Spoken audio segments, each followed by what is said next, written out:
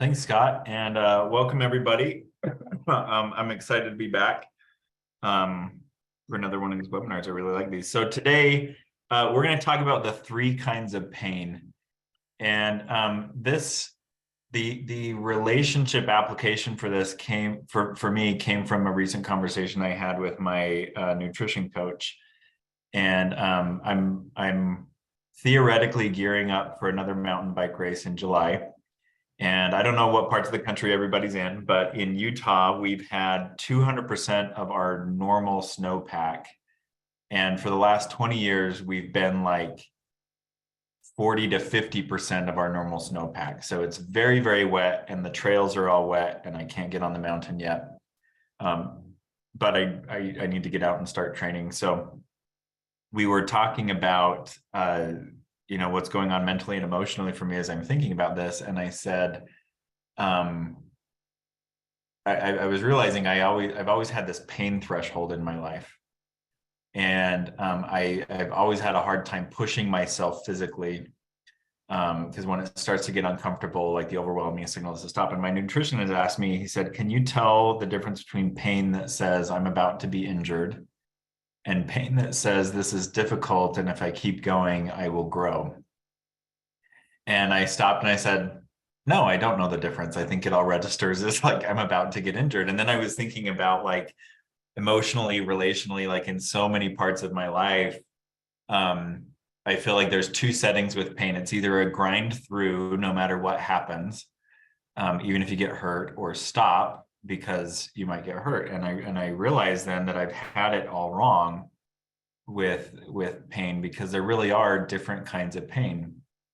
So I see many of the couples that I work with, I could almost say with confidence 100%, their relationship system is set up around the avoidance of pain, all pain. And so as we talk about these three different kinds of pain, I hope I can make the case for why it's important to distinguish, because the type of pain we're in says much about what we can or need to do next. So the first kind of pain I'll talk about, this is pain that means injury is imminent. I think about this as grinding gears. Like, that sound in your car where it's like, oh, something's wrong, and if I keep driving, it's going to be really, really bad. Or when I was swimming on a regular basis, that pain in my shoulder, it literally felt like grinding. If I keep doing this, if I don't rest this, if I don't check this out, like I'm going to tear something. So this is the kind of pain that it's this definite, like, this doesn't feel right. Like when you're lifting a heavy weight without the proper form. It's not that our bodies aren't made to lift heavy weight. It's that they're not made, like not every joint or bone is meant to carry a certain amount of weight. So when you have the right form, you can lift something heavy, and pain says you may not be set up right here. If it's the injury kind of pain. It's the kind of pain that brings up this intuitive part of us. I could push, but I'd really be gambling. And I have plenty of examples from my hiking and biking career where I've pushed when I shouldn't, and I've dealt with big problems later on, not just hiking, biking, but like working too. I remember I ended up in physical therapy as a result of this. I had a disc that was this close to slipping. And I remember the moment I lifted something that was too heavy. And I remember I thought, oh crap, I should probably get some help with this. And then I thought, oh, I think I can do it. And it was a gamble. Definitely shouldn't have pushed. So knowing that kind of pain is really important, because the only safe and sane response is to stop, to reconfigure, maybe ask for help, maybe pick another road entirely. Because if I keep going down this road the way that I am, and I always, whenever I get an injury that I've pushed through pain that I should have stopped, I'm always so mad at myself. And I think rightly so, because the cleanup is far worse. Like cleaning up a more compounded injury because I didn't stop when I should is way worse than the inconvenience of stopping and getting help or figuring out a different way. So that's pain number one, the pain that means injury is imminent. Pain number two is pain that means that you're growing.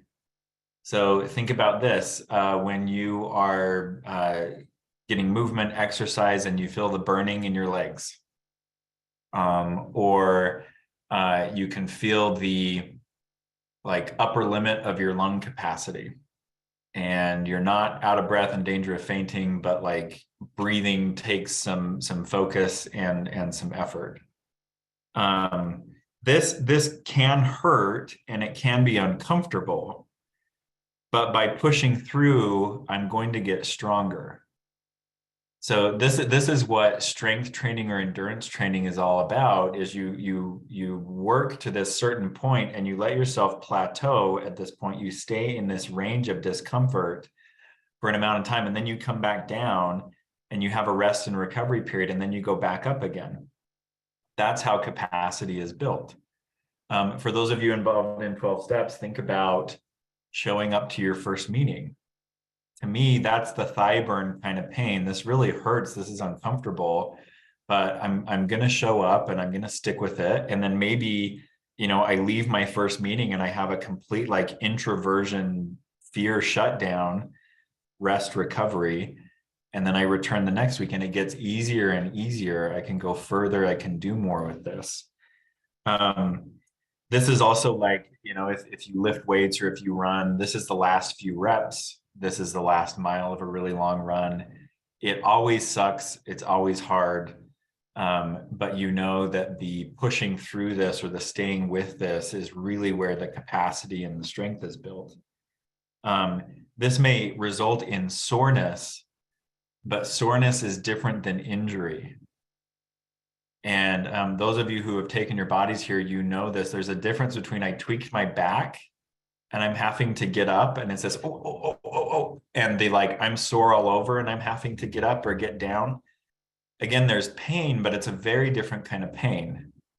Again, the injury pain says stop. The soreness pain says you're getting stronger. Let this recover and hit it again. This is the hurt that comes from work, the work we do to get honest with another person.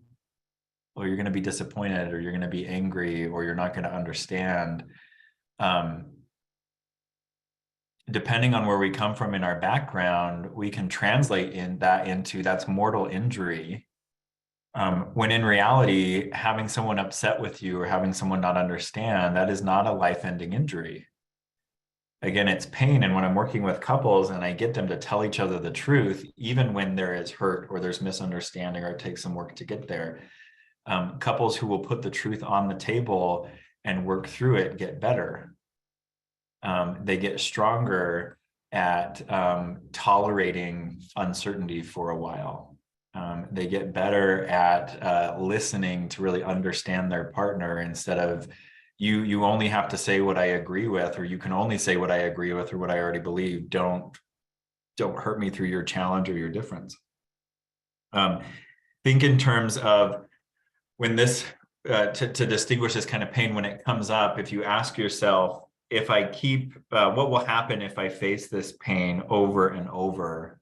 What will happen if I push myself? So when my days of swimming regularly for exercise were actually a big turning point in my relationship with my body. I've had undiagnosed asthma for a lot of my life, so breathing has been difficult. And running has not really been for me for that reason. Sports have not been for me for that reason. As I've gotten help, as I built stronger lung capacity and gotten help with asthma, I actually really like running and I like sports. But when I first started swimming, I could not get enough oxygen if I was doing face in the water and timing your breath with your stroke. So for the first 3 weeks, I had a kickboard, so my upper half could float and I could keep my head out of the water, and I just had my legs going as hard as I could. And over about 3 weeks of pushing, and I would get out of breath and my lungs would burn and it would be uncomfortable. After about 3 weeks, I had built enough lung capacity that I could do the timed breathing.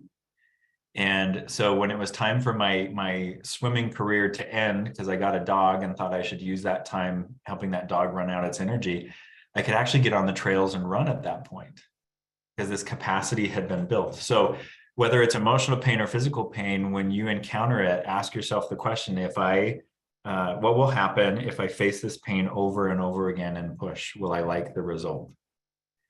If the answer is something's going to tear, or I won't be able to do this again for like months and months if I push it, that may be more of the pain that says injury is imminent, stop.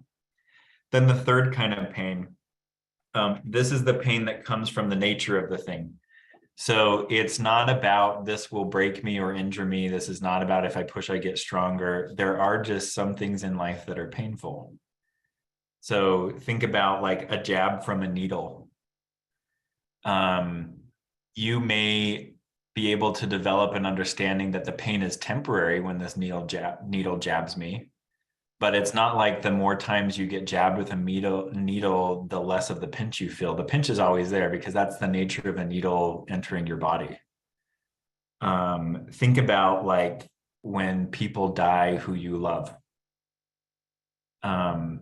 Facing a lot of death or facing death over and over again. I have yet to meet a person that, I have clients who, they'll refer to their year from hell where like 5 of the significant people in their life died in a year. Very rarely have I seen those people come out calloused. They come out like, that was just so painful. That really, really hurt.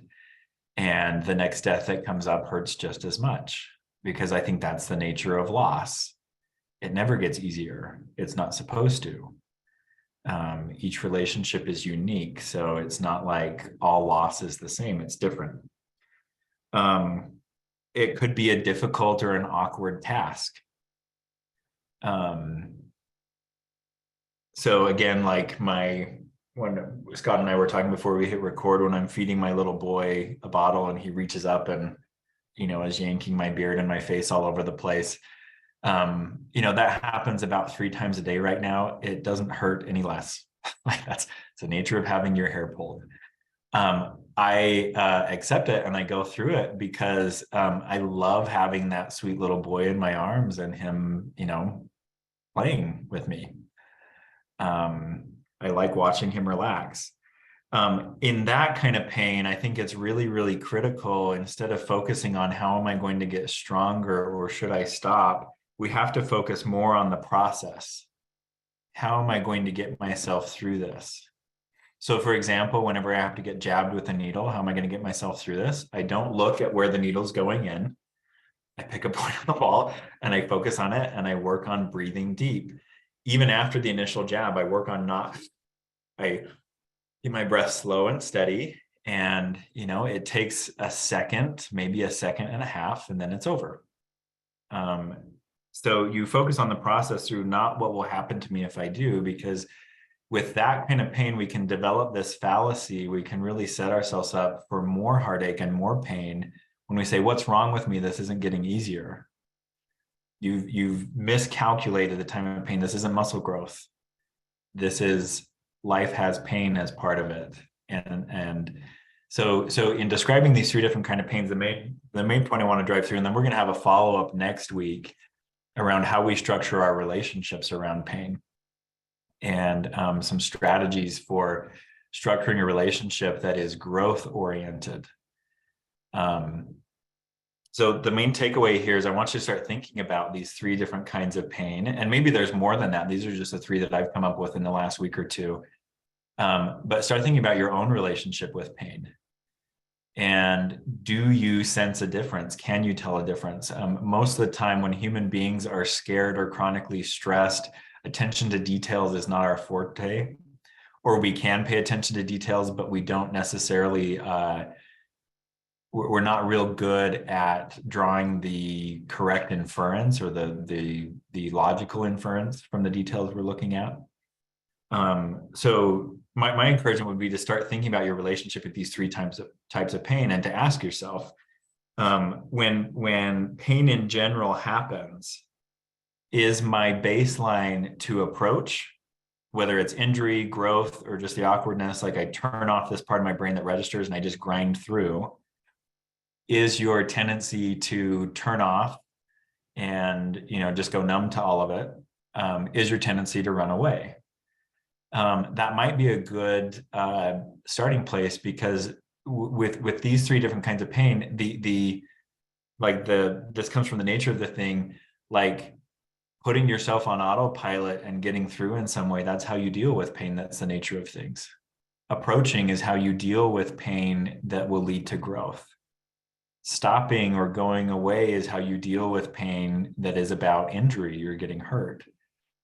But most of us, I'd say, we have one default setting that's our blanket response to all kinds of pain. So you can start by thinking about, what's my normal response to pain? What are my normal reactions, and where does that come from? You could also think about, without mindfulness, without really developing an inner awareness, there's only one nerve that carries pain signals to the brain, and it doesn't distinguish between physical or emotional pain. Think about the implications there. If you put your hand on a hot stove, it's your reaction. It's an you can call it an instinct. It's a reflex to jerk your hand away. Now, if that's how this nerve and your brain is set up to deal with pain, and the nervous system doesn't distinguish between emotional and physical pain, most of us have a withdrawal avoidance reaction to pain. It's our frontal lobe that actually is not all logic and reasoning. There's some parts of your frontal lobe, there's one part of your frontal lobe that's part frontal and part limbic. So you actually have in your hardware, you have this built-in connection between my thoughts and this like really automatic stuff that comes up for me.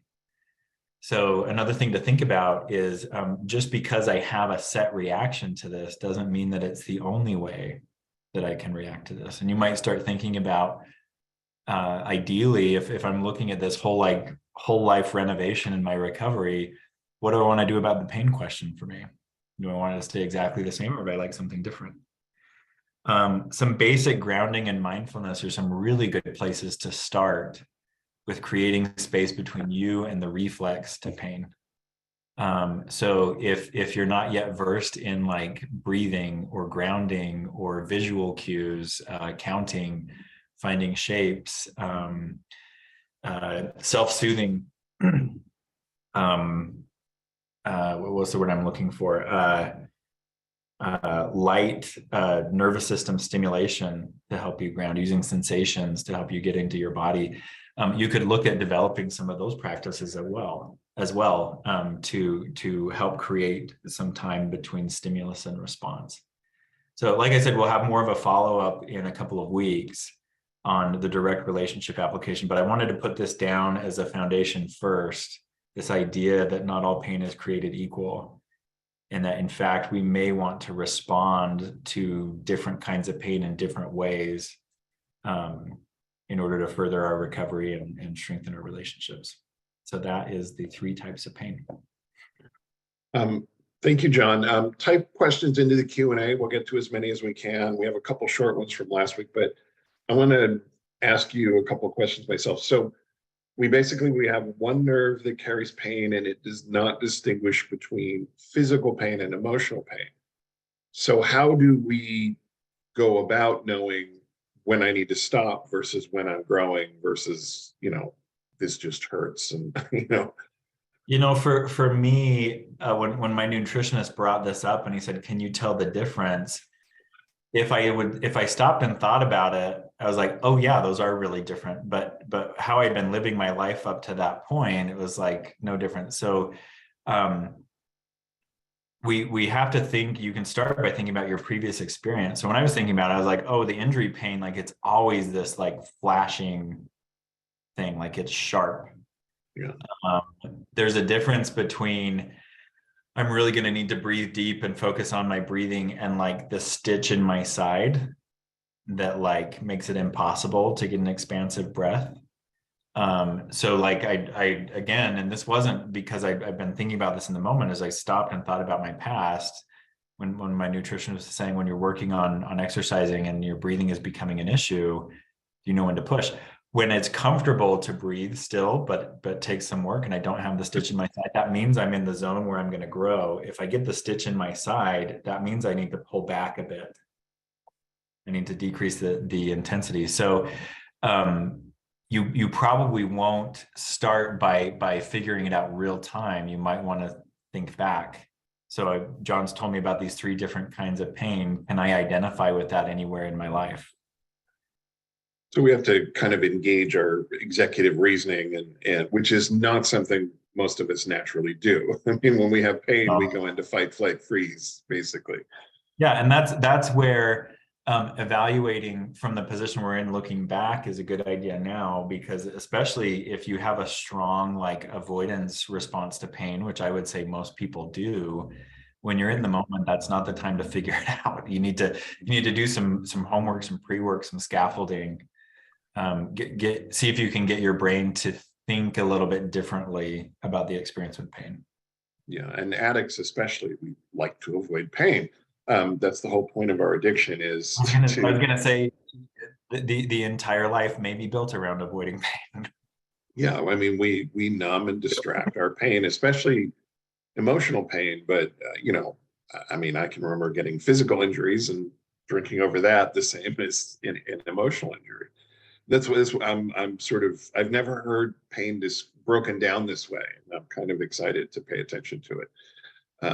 Because some pain is good. I mean, I was an athlete until I, had too many injuries because I never stopped when I should have. But yeah, I mean, the burn is one thing, and the burn actually feels good. Like I'm building muscle and strength and endurance. And whereas the pulling, something's going to pop if I don't stop, I, I would just go until it popped. But then as an addict, I learned to avoid all pain. And, that avoidance of pain, it causes the addiction and it perpetuates the addiction. And I think it complicates recovery, which it sounds like we're going to maybe talk more about that next week. Yeah. Okay. So, okay. I want to take we had a couple questions from last week. I see one that's in from this week, but from last week, the first one, and this is kind of very off the topic, but it's a question worth answering. It says, as a 9 to 14-year-old, I was sexually abused. The person that abused me now has a little girl. Should I be letting his wife know? I don't want to make more problems for him, but I also don't want his now daughter to get hurt. Thoughts, John? Oh, yeah, it brings up a lot. First, I'll empathize with that abuse, and I'm very, very sorry that happened. I'm glad to hear that your brain thinks in terms of protecting somebody vulnerable, because that's what grown people should be about. I'll just share a little bit about my recent experience of adopting 2 children. I feel like the hardest part of the grilling we got from the people who were now if you want an experience, invite somebody into your home to decide if you're a fit parent. And I get why that happens. It was really, really hard. But we got a lot of grilling around, what do you know about the people in your life? Is there any abuse, child abuse in your family? And if so, what are you going to do about it? And I think that it should not go without consideration, because child abuse is so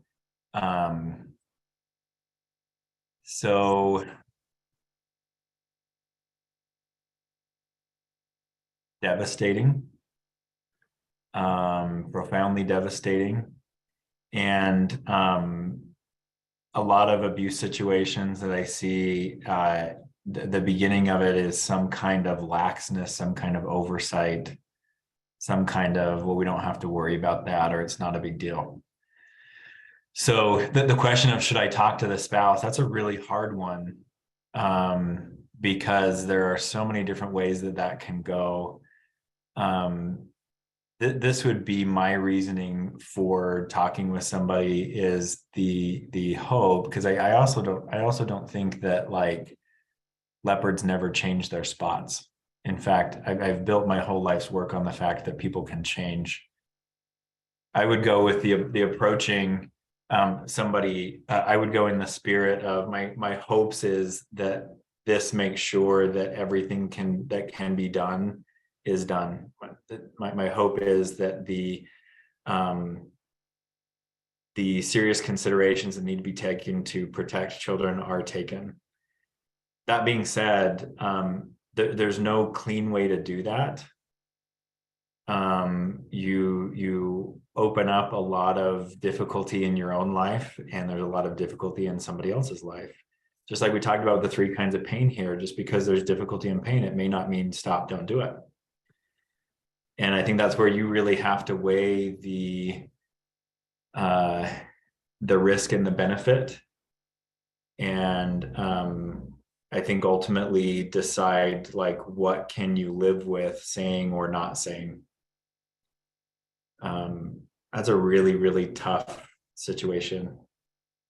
I would need more information, which we can't get now because this is an old question, but I need more specific information. You might want to talk that through with a therapist or,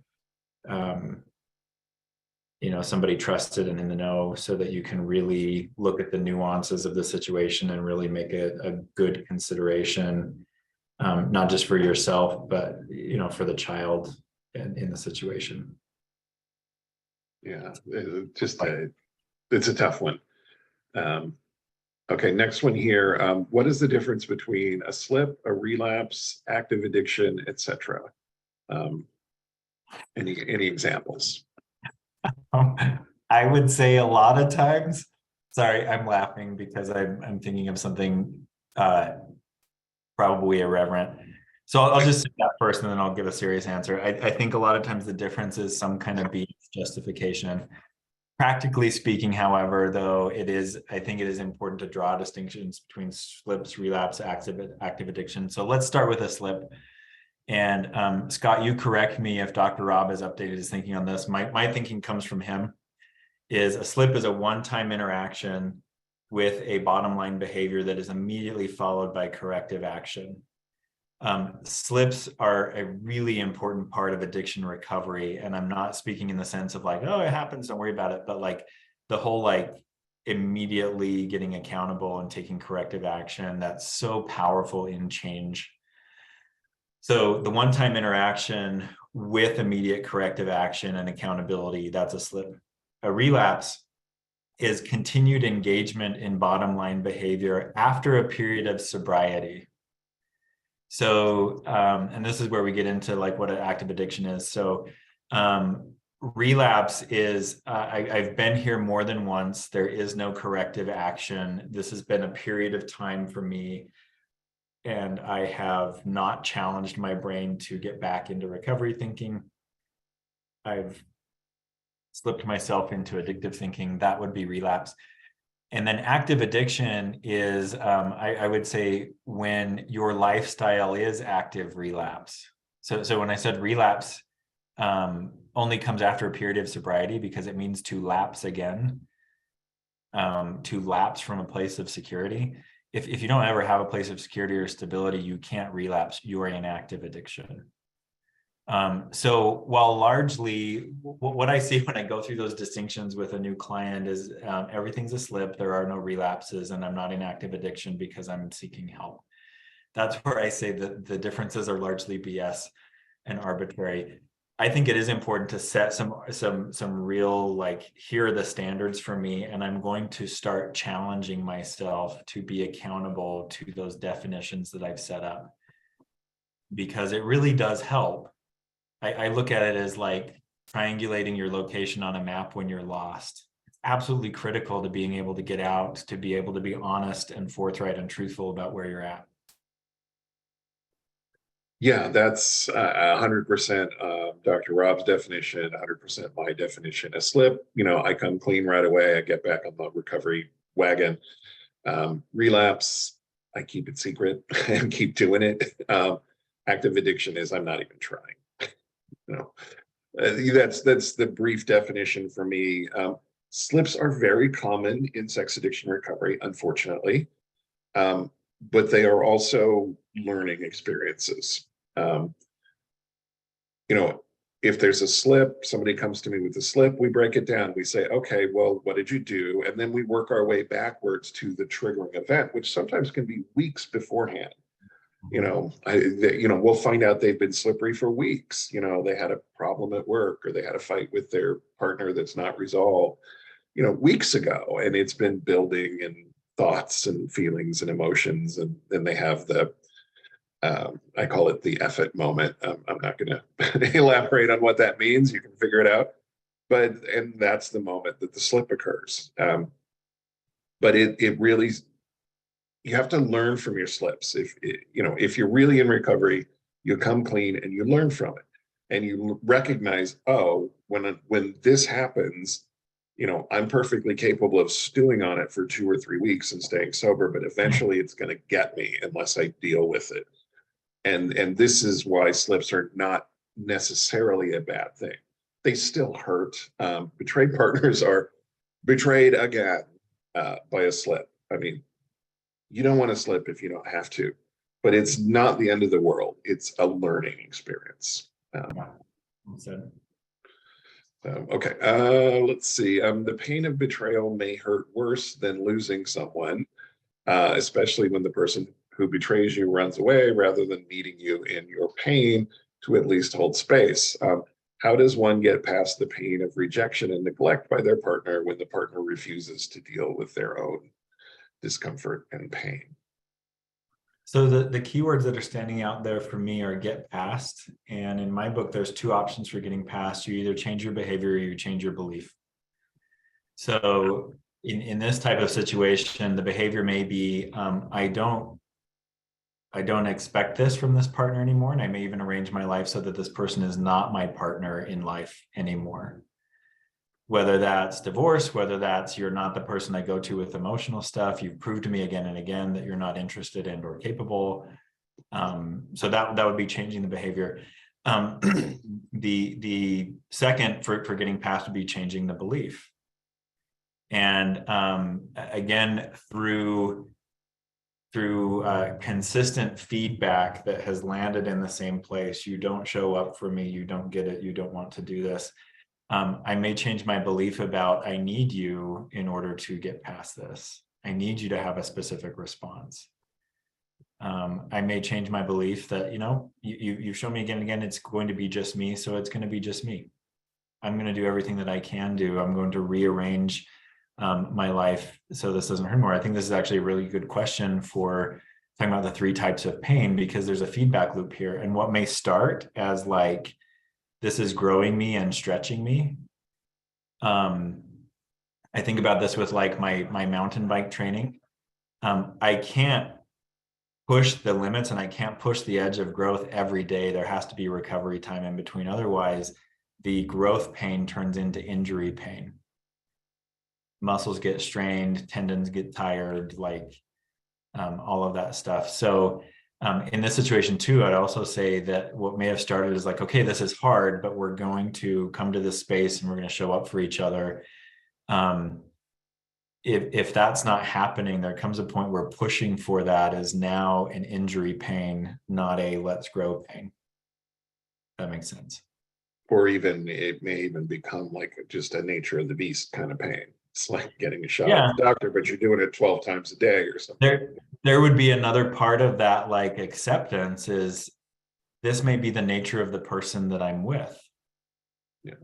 And I think a big part of secure functioning is in a relationship is not making our list of what our partner needs to change. It actually starts with who am I with? What are their limits? And that's not saying, okay, this is as good as my marriage gets, but once there's acceptance of limits on both ends, we can then say, is there anything we want to do about this? Or is this good enough? Yeah. Okay. As a spouse to a sex addict partner, it is hard to make peace with such polarizing actions. The actions from addiction don't say love, but the addict claims to love me. How can spouses make peace with and understand this, especially when the spouse has no answers or explanations and won't start residential treatment until July? We do have a small waiting list for residential treatment, but you can get in before July. But how do you deal with this dichotomy? I'm behaving in ways that are hideously betraying and don't say I love you, but I'm telling you I love you. And in For my experience, the addict usually means it when they say they love you.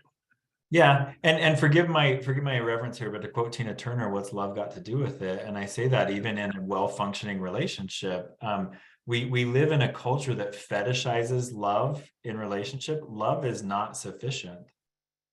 People do terrible things in the name of love. The Spanish Inquisition was about spreading the love of God to the world, and people were tortured to death. Yeah. And we could have a really fun webinar about all of the ways that people have used the concept of love to justify awful things. And all of that is to say, I think in this situation, don't make it about do you love me or not? Because for a relationship to work, honestly, right now, if given the choice, would you rather have your partner love you or treat you right? And my guess is treat me right, and we'll see about the love later. Because when it gets to this point where it's so like splayed open and so painful, I don't think love is the big saving thing here. It's about getting your behavior right. So here where the question is, how can I make peace and understand? Again, it's get focused right here and now on what's happening. And the making peace is, this has nothing to do with how you feel about me. This has everything to do with how you're treating me. So that's what I'm going to look at here. Do you continue to betray me? Do you continue to lie to me? Do you gaslight me? Do you argue with me? You go down that whole list. Let's get all that figured out and cleaned up, and then we can talk about how we feel about each other. Because again, you can love me and do terrible things to me even while you love me. So that's how I would say that one is, don't make it about love, because it very rarely is in a secure, functioning, bonded relationship.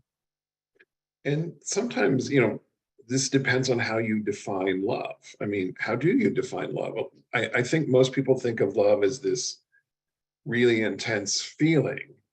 And I kind of view love more as a series of actions. Again, how are you treating me? How am I treating you?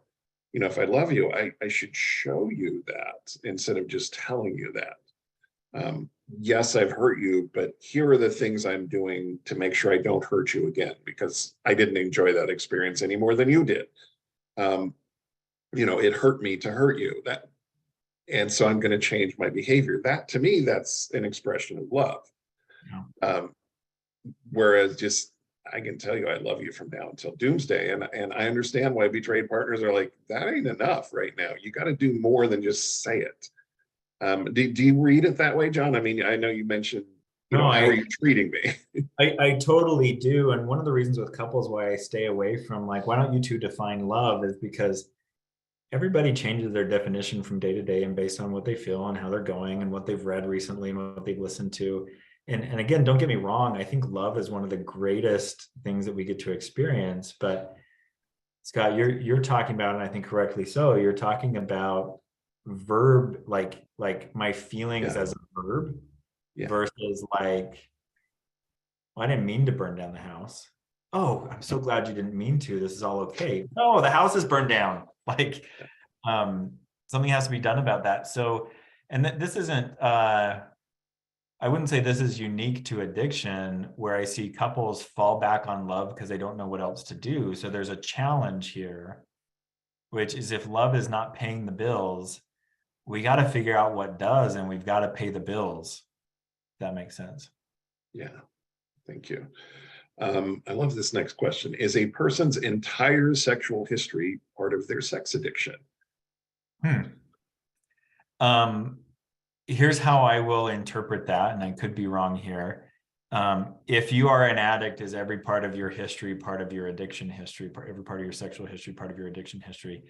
I would say no. The context, like my sexual history and my sexual timeline, I don't think you can separate it from addiction any more than you can separate, like, how your trip to Disneyland when you were 5 years old had an impact on you when you were 17. Like, things that happen to us are part of our history, and they shaped. But Just because sex is part of the addiction does not mean that all sexuality has been problematic or addictive. So when I have clients work on a sexual timeline or a sexual history and their addiction, at first, I have them all do it in one lump. So like every sexual memory, let's go through and talk, or let's list it here. And then what we do after that is we start sorting and separating. Where can we see the components of obsession? Where can we see the components of risk taking? Where can we see inability to stop despite consequences? And on the same token, where can we see joyful connection? Where can we see authenticity?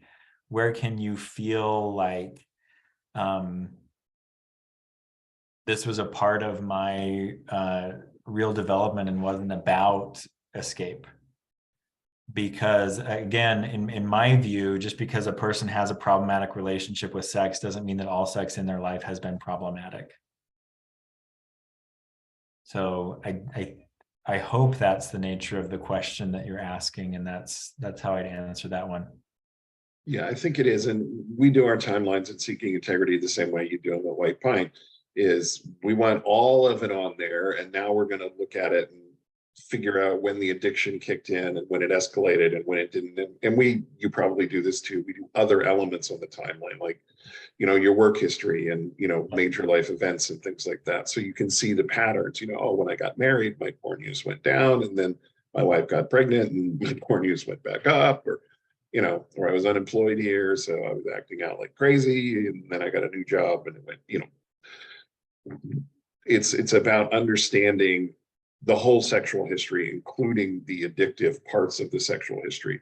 And the other bit about this question that I think is an unasked version is, when I think about disclosure, addicts a lot of times they want to start with, the day I met you and only work forward. And we're like, no, you gotta go back further than that. You were probably an addict way before that. So let me ask you this version of the question. In my formal therapeutic disclosure, do I have to have my entire sexual history, or only my addictive sexual history, or only my sexual and sexually addictive history with you? Again, there's a nuance to this, and I look at the disclosure process as the back end, which is solely for the addict, and the front end, which is for the partner. So when I have someone start a disclosure process, I tell them we're putting everything on this, every detail, everything you can remember, every record, every timeline, it's going to go on this. And then in working with the partner's therapist, I think part of a good disclosure is a partner sits down and say, okay, what is it that I want to know? And why do I want to know it? So there's a preparation period for the partner that is them working with their therapist to determine what's really going to be best for me. And I've seen several partners start with, I want to know everything in every detail. And as they dig into that with their therapist, it doesn't happen every time, and it doesn't have to, but many times as they dig into it with their therapist, they realize, I actually don't need to know everything, and that wouldn't be good for me. So then the partner and their therapist, they send over the list of questions, and here's what we want to know. And then I tell my addicted folks, we're going to do some pruning according to what your partner is asking for. But that doesn't mean you're off the hook for this. You and I need to look at everything. You and your sponsor need to look at everything together. But the purpose of disclosure is not vomitorium type honesty.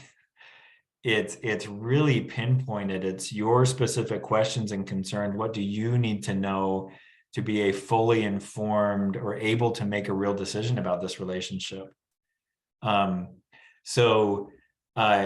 Yeah, everything is important to look at in preparation for disclosure. That's not necessarily what's spoken. And I hope the pruning metaphor makes sense. And I'll just put a note here: when I prune with an addicted client like that, me and the client are not determining what needs to be cut off. The partner and their therapist are determining what's the size and shape of information that this individual needs. Do you find it helpful if the betrayed partner understands, oh, the guy I married or the person I married was engaging in addictive behaviors even before we met? Is that usually helpful for the betrayed partner or not? I have my opinion on that, which is I think in a secure functioning, if you want a secure functioning coupleship, you have to know everything about each other and histories and before is. That being said, I'm not the one who determines how my couples structure their relationship. If they say we don't want to know, just like with any decision you make and how to structure do things in your relationship, there are consequences for that. So I really work with the couples that I work with to understand, okay, if you don't want to know this or you don't go there, here are some of the pluses and minuses of that. You'll have less information in your head. Sure, that's not always a good thing. There's a lot of blanks that we fill in the absence of information. So at the end of the day, I think it's the partner's choice, and that's how everybody gets to live their life. As far as a like both people understanding the scope of it, if you just start with from the day we met, you're really missing and you're misunderstanding. Like, so in a romantic poetry sense, I'll even say with my spouse, I think my life started the day that I met her, in the poetic sense. In the real sense, of course it didn't start when I met her. Like, I came preloaded with so much stuff. So and again, that's a piece of work, that's a struggle that most couples have in recovery, is we have to move out of the poetic romanticized into reality. It should have been based in reality all along. Many of us, to cope with the pain of reality, we have some kind of fantasy going on. So yeah, I think it's important to know before. I also get when people don't want to, and I'll go to my grave saying people get to choose. I feel like it's my job as a therapist to inform people. Like I always tell my clients, my job is to make sure that you make your own choices and you make them with your eyes wide open. Yeah. As you've been talking here for the last couple of questions, I've been thinking about two things that I say all the time.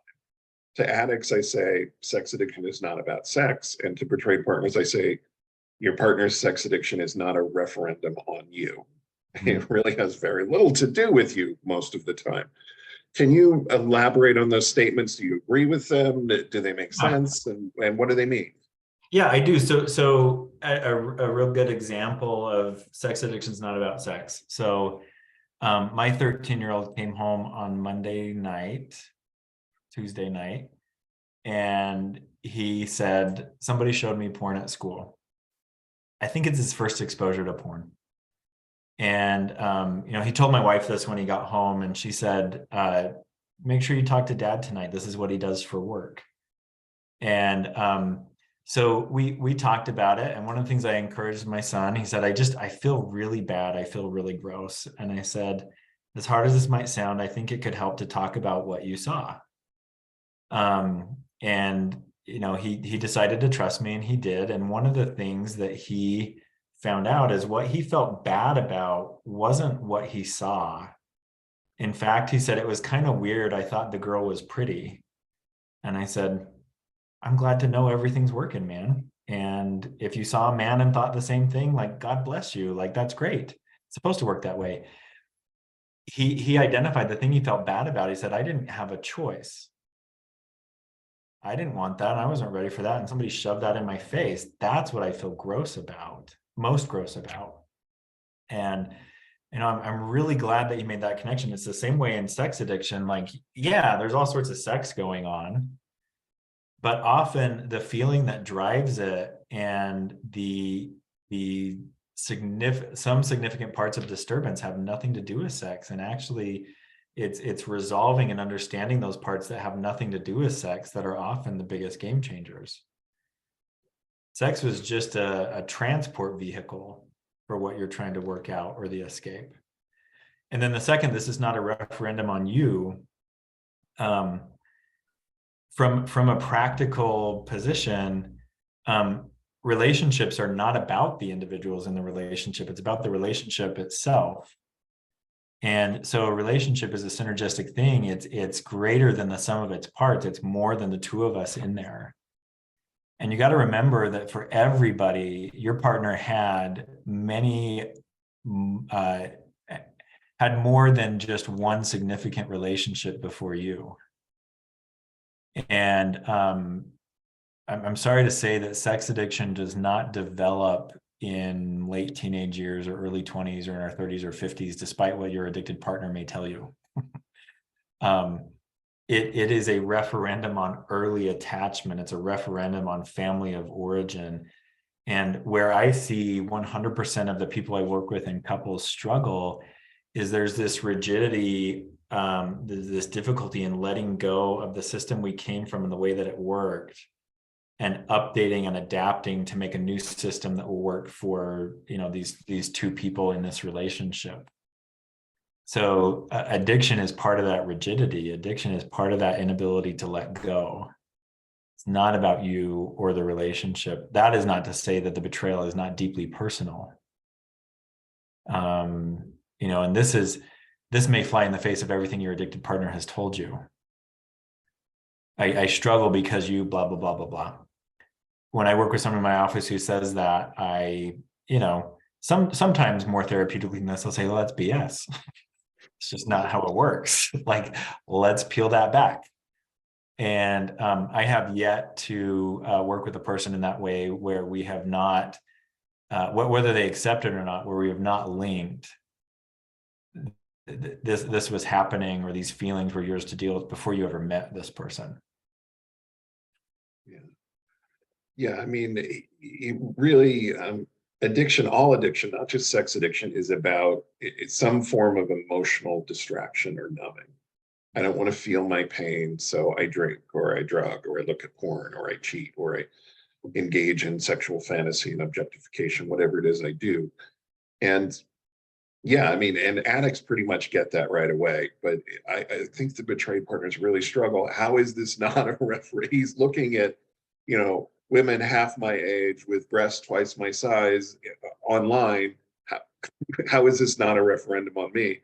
And I totally understand why it feels like it is. But really, it is about escape. It's about emotional escape. And you know, sometimes control and other things. Addicts don't mean to hurt their partners. They do, but they don't mean to. I mean, unless they're a whole other kind of addict, you know. Yeah. So anyway, if they're the kind of person who addiction is secondary, right? If they're maybe more on the, I don't mean this in the clinical way, but the antisocial Right. part. But I wouldn't say that person's an addict. I'd say they have better explanations for their betrayal behavior than addiction and out of control. Yeah, there were diagnoses like sociopath and psychopath and things like that, and some people do qualify. It's true. It's a sadly. thing. So we're out of time. Thank you. In 2 weeks, we're going to be revisiting the pain discussion, more in terms of relationships. So that's something to look forward to. Anything you want to say to take us out, Jon? Thank you, everybody, for coming. Great questions, and I'll look forward to getting back together in a couple weeks. See ya. Bye, everybody.